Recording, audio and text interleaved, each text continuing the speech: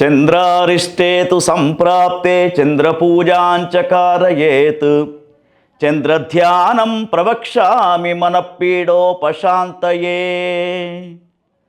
పూజా channel ప్రేక్షకులకు విశ్వావసునామ సంవత్సర ఉగాది శుభాకాంక్షలతో రాశులలో 5వ రాశి అయినటువంటి సింహరాశి ఈ సంవత్సరం ఎట్లా ఉండబోతూ ఉంది, సింహరాశి జాతకులు ఎటువంటి జాగ్రత్తలు తీసుకోవాలి, ఎటువంటి నిర్ణయాలు తీసుకోవాలనే విషయాన్ని మనం పరిశీలిద్దాం.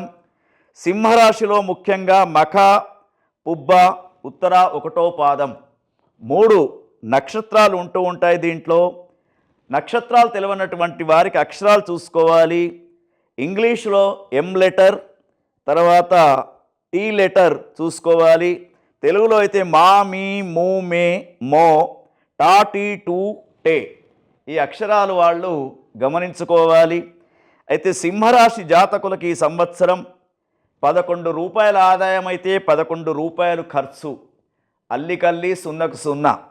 కాబట్టి ఇక సంఘంలో 3 గౌరవిస్తే 6 విమర్శిస్తారు. కాబట్టి జాగ్రత్తగా ఉండండి.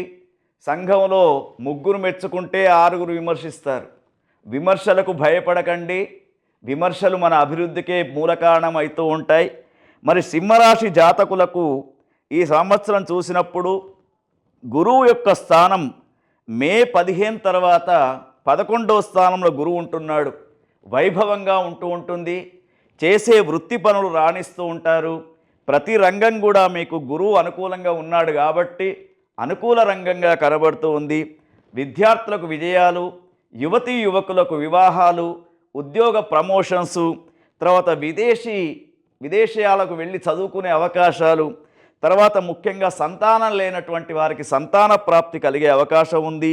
కానీ వీరికి శనిగ్రహం మాత్రం అష్టమ శని ఉంది.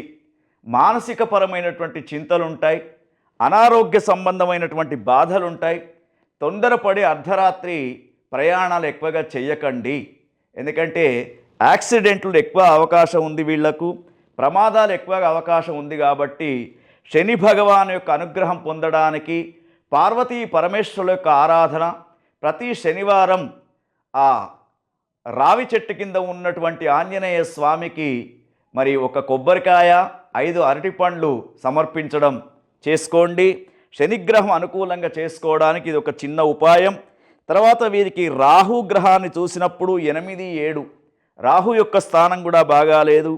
కేతువు కూడా 2, 1లో ఉన్నాడు. కాబట్టి కేవలం సింహరాశి వాళ్లకు ఒక గురుగ్రహం మాత్రమే అనుకూలంగా కనబడుతూ ఉంది.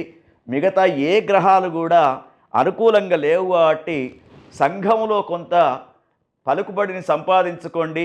తర్వాత డబ్బు పరంగా ఆర్థిక పరమైనటువంటి ఇబ్బందులు ఉండవు, కానీ మానసిక పరమైనటువంటి ఇబ్బందులు ఉంటాయి.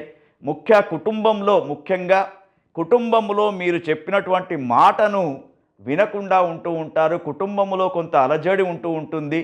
తర్వాత కొంతమంది రాజకీయ నాయకులకు గోడ మీది పిల్లిలాగా ఉంటూ ఉంటారు.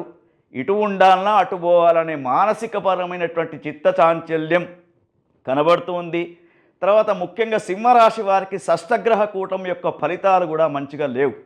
కాబట్టి సింహరాశి జాతకులు ఆ పార్వతీ పరమేశ్వరుల యొక్క ఆరాధన కానివ్వండి, లేదా చండీ పూజ, చండీ హవనం, దుర్గా సప్తశతి హవనం తప్పకుండా చేసుకునే ప్రయత్నం చేయండి. ఎందుకంటే సింహరాశిలో ఎక్కువ మంది రాజకీయ నాయకులు కూడా ఉన్నారు. కాబట్టి వాళ్లకు మానసికపరమైనటువంటి విచారం ఎక్కువగా కనబడుతూ ఉంది.